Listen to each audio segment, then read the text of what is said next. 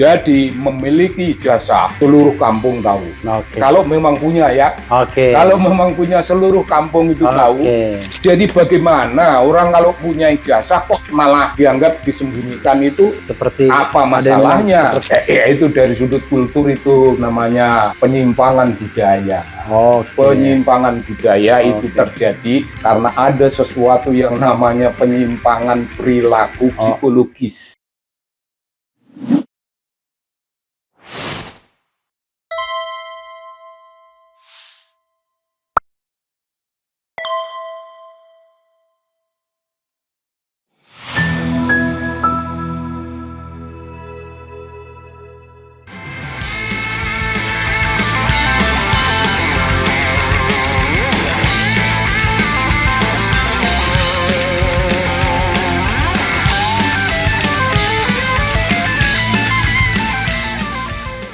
Kok bisa negara sebesar ini ribut mengenai ijazah, so-called ada yang bilang palsu, ada yang bilang asli. Roy Suryo bilang 99,9% palsu, yang sana bilang asli, ngotot.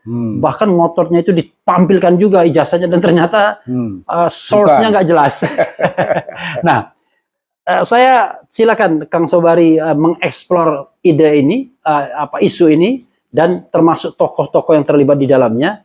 Ada Roy Suryo, KRMT tadi, Kanjeng Raden Mas Tumenggung. Kan menarik tuh kalau kita melihat antropologisnya. Betul. Ada Dr. Tifa, seorang epidemiolog, ya, epidemiologis, ya, seorang ahli penyakit, ya.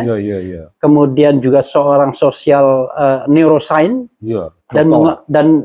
dan mau mengembangkan ilmu baru namanya neuropolitika.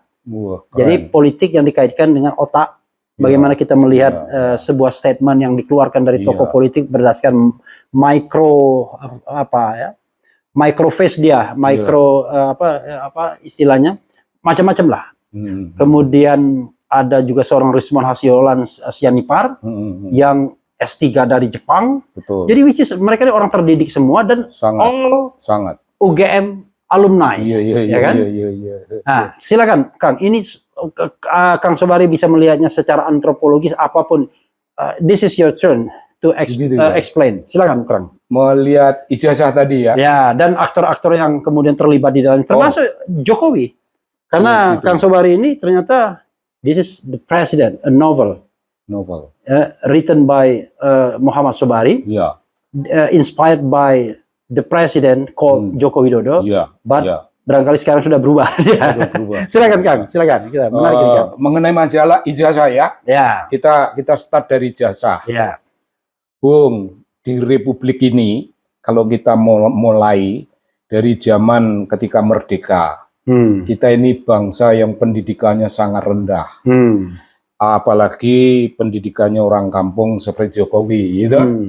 Itu kalau punya ijazah, jangankan ijazah Gajah Mada, SMA saja, itu simbol upward mobility. Mobilitas ke atas. Mobilitas vertikal. Ya? Mobilitas vertikal itu simbol yang sangat bergengsi. Bahkan jangan SMA, Bung. Waktu orang bebas BH, buta huruf, bebas buta huruf. Jadi BH itu buta huruf ya? Bebas buta huruf aja itu sudah gambaran dari sesuatu yang namanya perubahan dari masyarakat yang buta huruf menjadi melek huruf.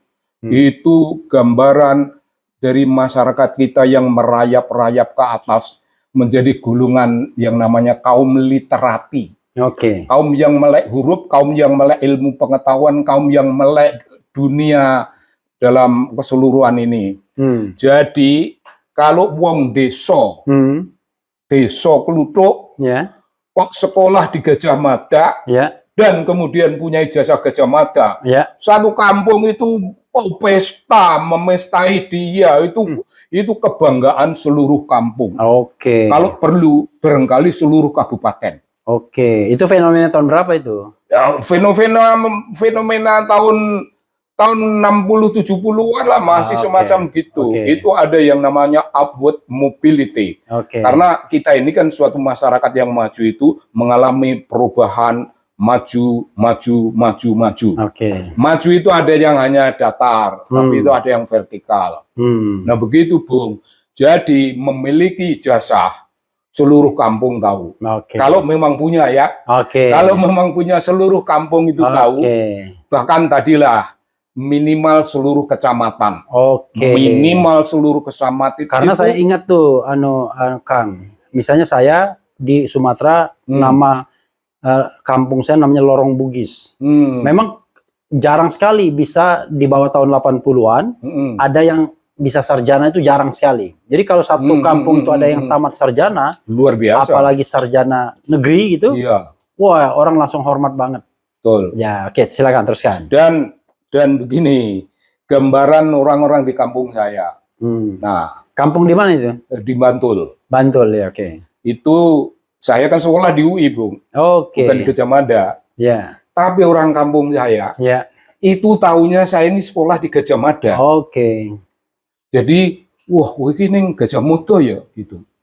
Tapi kalangan muda terpelajar, guru, oh jangan, dia bukan Gajah Mada, dia itu UI. Sudah dijelaskan gitu. Tapi yang orang tua bilang apa? Iya, maksudnya Gajah Mada yang di Jakarta. Oke. Oh, maksudnya Gajah Mada. Jadi semua yang universitas. Nah, itu pokoknya Gajah Mada. Gajah Mada, oke. Nah, kayak merek sepeda Pasta motor. Gigi. Ya, odol. Honda motor semua Honda.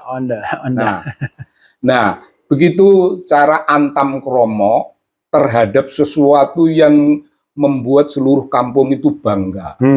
Bangga. Wih, mahasiswa Gajah Mada lu, jangan main-main. Ini nanti anak ini lulus jadi DRS. Kayak DRS Muhammad Hatta. Gitu padanannya gitu. Tuh zaman itu tuh DRS Muhammad Hatta. Ya itu bisa dibilang tahun 80 ke bawah lah ya. 80 ke bawah. Iya. 80 ke bawah. Dan bukan 60, aku nggak tahu zaman tahun 60 seperti apa. Iya, 80 ke bawah. Ya, tapi itu harinya 70-an. Iya. Masih kayak begitu. Jadi bangga, Bung. Dan orang tuanya yang punya anak kok sekolah di Gajah Mada, orang tuanya terjunjung tinggi, derajat junjung. Apalagi kalau kita luar Jawa, wah itu keren. Lebih lagi ya. Kan? Itu dia. Luar Jawa, wah tamat bisa masuk UI, Gajah Mada, ITB. Wah, itu. Gajah Mada. Kalau di tempatku Gajah Mada. Atau bahkan kadang-kadang secara agak sekolah di Jogja. Iya, Jogja. Jogja banyak sekali universitasnya. Macam-macam. Nah, anak yang menjadi mahasiswa macam itu, Gajah Mada, itu ngangkat derajatnya orang tua, menjunjung tinggi derajat orang tua, dan dia sendiri menjadi kekuatan perubahan bagi nama keluarga. Nama keluarga bahagia itu bukan hanya nuclear family, itu extended family. Sampai ke tingkat kampung, sampai ke tingkat kecamatan. Jadi bagaimana orang kalau punya ijazah kok malah dianggap disembunyikan itu seperti apa masalahnya? Seperti kemaluan. Seperti apalah gitu yang nggak penting-penting, apa urusannya? Kan pamer, Bung. Dan kalau kita menunjukkan itu juga bukan karena kita sombong, bukan karena kita pamer. Kalau kita bilang gua ini dokter Andes, oh sombong amat loh, apa yang sombong? Kan ada ini teman gua tuh, dia dokter ahli jantung, gue dokter ahli jantung, emang sombong dia? Ada teman yang lain lagi, oh gue bidan, memang sombong kalau dia ngaku bidan. Nah, kenyataannya bidan. Satu lagi aku wartawan. Nggak bohong, nggak sombong, nggak. Dan dulu biasanya kalau insinyur kan, itu lebih lagi. Insinyur, ya Soekarno. Iya, insinyur gitu. Jadi nggak mungkin disembunyi-sembunyikan ya. Untuk apa? Kita harus banggakan. Di situ ironi. Jadi secara kajian antropologisnya, kalau ada orang yang bersikap menutup-nutupi gimana itu, Kang? Itu dari sudut kultur itu namanya penyimpangan budaya. Penyimpangan budaya itu terjadi karena ada sesuatu yang namanya penyimpangan perilaku psikologis. Ada dari sudut itu. Ya begitu. Nah, sekarang Kang, kalau kita lihat kajiannya sosial politiknya, misalnya antropologisnya juga, kok bisa yang mempermasalahkan itu alumni UGM sendiri? Jangan lupa, Dr. Tifa alumni Fakultas Kedokteran UGM. Betul. Bahkan S2 dan S3. Di situ juga. Ya, Rismond S2 dan S3. Sorry, S1 dan S2, Dr. Tifa tadi. Kemudian Rismond S1 S2 teknik elektro UGM. Kanjengnya S1. S1 di situ. S2 nggak di situ. S2 nggak di situ. Dia S2 di MKes, Master Kesehatan malah. Oke. Nah, tapi intinya adalah mereka adalah sarjana-sarjana UGM yang punya kualitas, ya kan? Karena mereka sudah punya kiprah di masyarakat, punya nama dan lain sebagainya. Silakan, Kang. Apa ironi seperti apa ini? Kok alumni UGM mempermasalahkan ijazah dari seorang mantan presiden yang UGM pula mengakunya begitu. Nah, gimana Kang? Nah, ini ada Bung, ada pembela. Pembela fanatis. Orang yang pada dasarnya itu melakukan suatu kultus. Orang kalau sudah sampai pada tingkat kultus itu artinya dia fanatis buta. Itu membela, dia ada berteriak, ada presiden yang lain. Kenapa presiden yang lain itu nggak ditanya ijazahnya? Ada yang jawab, Bung. Emang presiden lain ada gejala penyimpangan? Apa alasannya? Orang mesti mengogrek-ogrek, mesti nyari-nyari kesalahannya SBY dalam usulan ijazah. Apa yang menyebabkan? Kan nggak ada tanda yang bisa mempertanyakan itu. Kalau kawan satu ini pemimpin geng Jogja Ngetan, ini kan ada gejalanya. Ada suatu fenomena yang menimbulkan sesuatu yang membuat ketiga orang ini, Tritunggal ini, memiliki suatu academic curiosity. Keingintahuan ya. Keingintahuan akademis. Bener nggak orang ini datang dari sini? Ini sekolah gua nih. Gua sekolah sini, mentat gua. Mau dapat ijazah itu fight.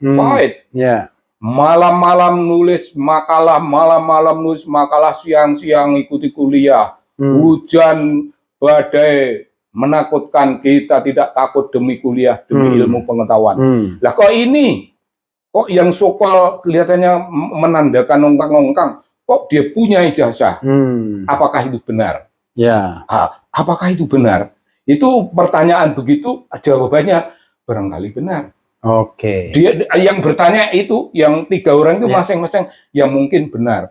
Tapi kan itu mungkin. Kita ini ilmuwan itu tidak boleh bicara pada level kemungkinan. Itu make it everything sure. Baru hipotesis, ya kan? Itu baru hipotesis. Make it everything sure. Bikin itu pembuktian lapangan. Field research, ya kan? Field research. Dengan aneka macam metodologi.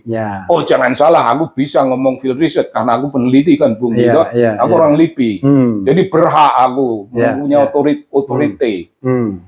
Sangat otoritatif aku bicara tentang bagaimana field research, bagaimana academic curiosity itu dipuaskan menjadi membuat kita terjun ke lapangan. Yang membuat kita terjun ke lapangan ialah academic curiosity, mungkin kekecewaan, mungkin kemarahan, mungkin kejengkelan, mungkin pertanyaan tingkat tinggi, dan tertuju hanya kepada orang itu. Peduli amat ada SBY. SBY nggak ada pertanyaan, masa gue suruh ngogrek-ngogrek SBY lagi tidur enak-enak, ya nggak bisa. Dan kalau kita bicara mengenai sebuah kegiatan ilmiah, mungkin nggak penting motivasinya apa, kan sepanjang bisa dipertanggungjawabkan secara ilmiah. Let's say saya melakukan penelitian karena saya misal jengkel dengan orang itu, kan nggak ada masalah. Nggak ada salah. Yang paling penting kegiatan ilmiahnya bisa dipertanggungjawabkan. Dari mulai dari hipotesis, analisis, kesimpulan, kan begitu. Jengkel itu urusan pribadi. Kemudian memilih objek penelitian itu pilihan pribadi. Tetapi bagaimana hal-hal yang sifatnya pribadi itu diobjektifikasi, dinetralkan. Jangan emosi kita ikut ke dalam campur tangan pencarian terhadap the so-called the truth. Tidak boleh. Dan mereka melakukan itu.